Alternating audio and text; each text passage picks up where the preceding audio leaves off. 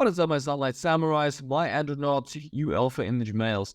In this video, we're going to talk about taurine, the importance of this non-essential amino acids on testosterone, dopamine, and just feeling alpha. Let's dive in.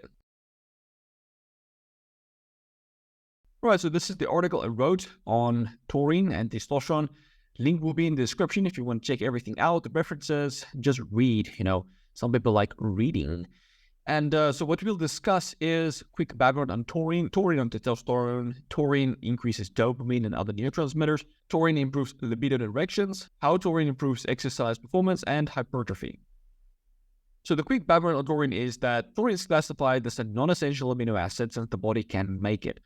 However, as more research have come out, some scientists have classified it as a very non-essential amino acid. This is because we don't create enough of it, right? So taurine is created from cysteine, another amino acid. So you got homocysteine and then cysteine and then creating taurine from that. And then this conversion process requires vitamin B6 and glycine. During stress, this conversion is limited. And then you also excrete a large amount of taurine from it. And so a few factors that increases the excretion thereof include muscle damage and stress. So most people don't eat enough taurine, they don't create enough, and they excrete too much. And then, so base sources of taurine include clams, octopus, mussels, turkey, chicken, the dark meats, scallop, lamb, certain fish, red goji, fruit. And here you can see the specific numbers. And so beef and beef liver is decent. It contains like 50 milligrams per 100 grams. It's not the best, but it's decent. Octopus is definitely the best up there. And then in terms of seafood, clams reign superior. So clams outperform octopus by quite a bit, and then shrimps down on the list. So clams, very good.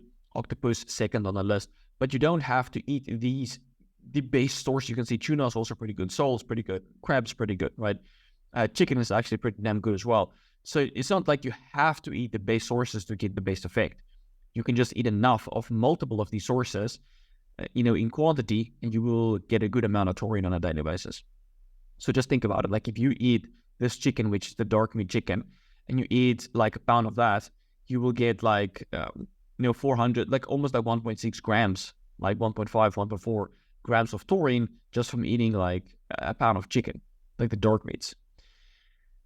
All right, so taurine on testosterone. There's a lot of ways how taurine can actually help to increase your testosterone. It can help by sensitizing the testes to luteinizing hormone.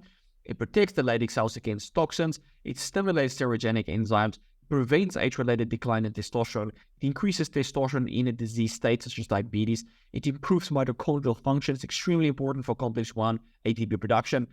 It reduces oxidative stress and inflammation. It improves gut health, and it improves liver health. So we're going to quickly address each one of this. And so taurine enhances it increases the sensitivity and the number of the LH receptors in the Leydig cells. So taurine enhances pregnenolone and testosterone production induced by HCG. And then the enzyme that creates taurine, when that enzyme is inhibited, taurine secretion is decreased, even in the presence of HCG. So you need that taurine to sensitize the testes to LH.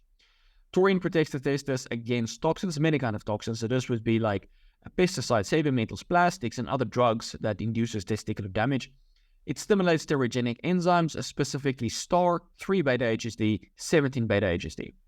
So STAR transports cholesterol into the mitochondria to be converted to pregnenolone. 3-beta-HSD converts pregnenolone to progesterone and DHEA to androstenedione. 17-beta-HSD converts androstenedione to testosterone. So it's basically involved in almost all of the steroidogenic enzymes that create testosterone.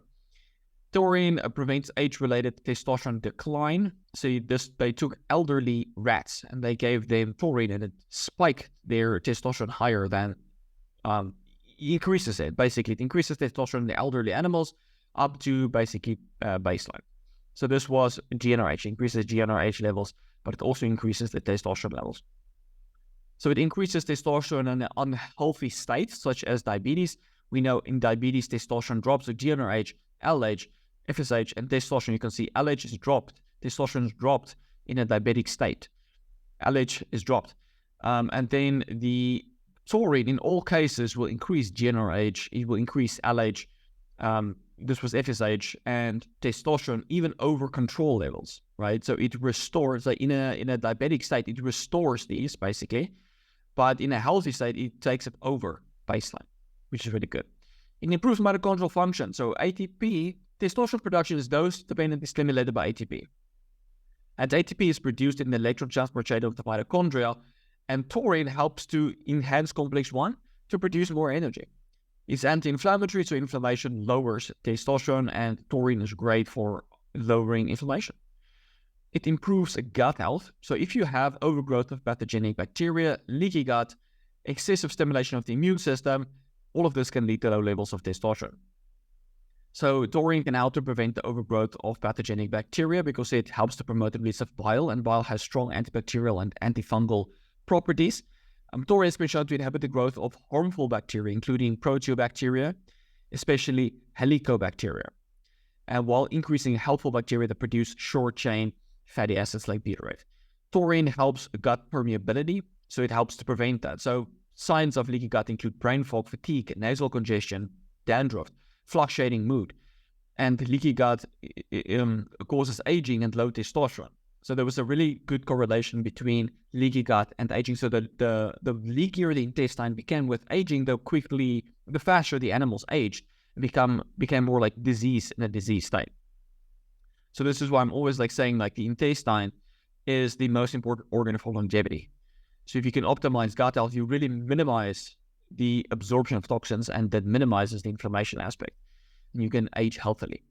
And then low-dose endotoxin given to animals induce an acute inflammatory response by activating the TLR4 receptor. And then this inflammatory response is followed by a decline in plasma testosterone levels. So leaky gut lowers testosterone. You can see testosterone, and then you got this LPS, which is the binding protein to LPS. So the more endotoxin you have in your body, the lower your testosterone will go. So the more leaky your gut is, the lower your testosterone will go. And taurine helps. It not only decreases intestinal inflammation and reduces gut leakiness, but it also blocks the endotoxin receptor. So it basically prevents all of that testosterone lowering effects from leaky gut and endotoxin as well. So in summary, taurine improves gut health by reducing leaky gut, reducing intestinal inflammation, preventing the absorption of the endotoxin, antagonizing the inflammatory effects of endotoxins. Very good. It optimizes liver function. So this is where fatty liver is independently associated with low testosterone, and low testosterone can contribute to fatty liver, but fatty liver also contributes to low testosterone. It's kind of like this catch-22 cycle going on. So men with testosterone under 300 nanograms per deciliter have a 12-fold greater risk of getting NAFLD, this is fatty liver, than men with a testosterone over 300. So here you can see a 12-fold risk. And you can see also the prevalence of NAFLD is extremely high in people with low levels of testosterone, extremely high. And then it dramatically drops the higher testosterone goes. And then also the liver is involved in the creation of hormones, neutralizing toxins, storing vitamins and minerals, handling cholesterol, and much more. So when the liver stops working properly, things start to go wrong, such as impaired detoxification, increased insulin resistance, inflammation, impairment in your thyroid hormone activation, and so on. So when consuming a obesogenic diet, taurine actually helps to prevent liver fat accumulation and liver damage. It's pretty awesome. So a big chunk of toxins are excreted via the bile, and taurine promotes bile flow, thus promoting proper detoxification. So taurine is extremely important for liver health. Number 10, we have sleep. So sleep is crucial for high testosterone. Even one night of poor sleep can start to lower your testosterone. So you can see partial sleep restriction, which is this dotted line. These guys already had lower levels of testosterone than the optimized sleep quality. And then cortisol is also a little bit more dysregulated, not as much, but there's some dysregulation going on, even after one night of restless sleep. So it's not just sleep restriction, but also restless sleep. It's when you can't go into and stay in deep sleep. So taurine can help to improve sleep quality in higher doses, and taurine itself acts as a neurotransmitter. Taurine does so by activating the GABA receptor and increasing GABA production. According to this study, there's a positive correlation between dietary taurine intake and sleep scores, such as shortening the time to fall asleep, reducing fitful sleep, and increasing energy in the morning. So taurine helps with those kind of stuff. Importantly, low testosterone can have low dose taurine can have a wake promoting effect, whereas high dose taurine has a sedating effect. So a lot of people's hey, I go sleep with taurine, I feel energized. Okay, but increase the dose. What about double, triple, 5x the dose, 10x the dose, and maybe that will have a sedating effect for you. So low dose taurine synergizes with caffeine to promote energy to a greater extent than caffeine alone. So whereas high doses of taurine prevent the energizing effect of caffeine. So that's why both Red Bull and Monster have about 100 milligrams of taurine in the original 250 milliliter packages. So the taurine combines very well with caffeine to energize you at low dose. Higher doses has a sedating effect.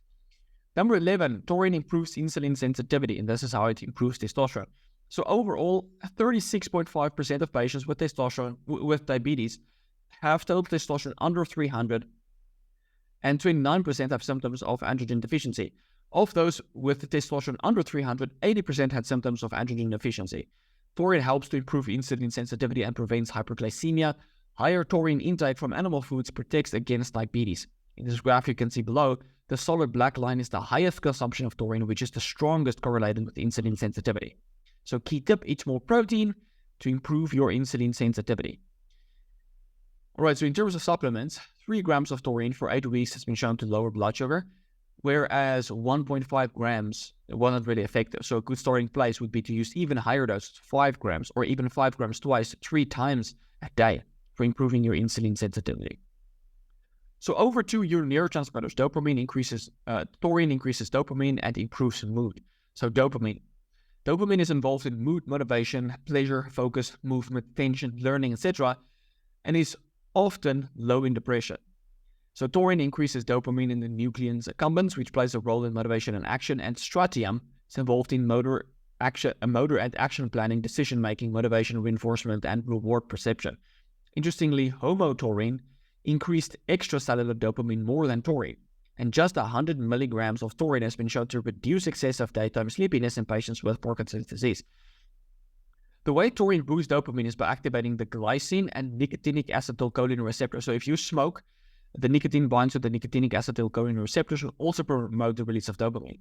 And taurine also inhibits the dopamine transporter and dopamine uptake. So it enhances the release of dopamine and inhibits the uptake of dopamine, and you have more dopamine. And what I really like is when you combine taurine with alcohol. So taurine combines very well with alcohol too, since both taurine and GABA, alcohol and taurine are dopaminergic and GABAergic. They synergize, but not in a bad way. A lot of people have reported that when they take taurine, they don't feel like drinking as much as usual.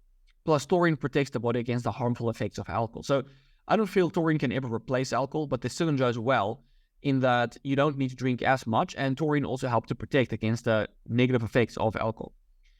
Noradrenaline improves mood, memory, learning, sexual function, etc. The newer antidepressants work better than the older SSRIs since they also increase noradrenaline. And taurine helps to optimize/increase brain noradrenaline. On the other hand, excessive noradrenaline can contribute to anxiety, depression, cool downs, and speed, rapid heartbeat. Taurine inhibits those effects of noradrenaline, so it has like a nice balancing effect. Serotonin plays a key role in sleep-wake cycles, memory, mood, etc., but the dysregulation of the serotonin system contributes to unfavorable personality traits such as social isolation, awkwardness, apathy, anhedonia, depression, anxiety, etc. Most of the serotonin in the brain is created in the RAF nuclei.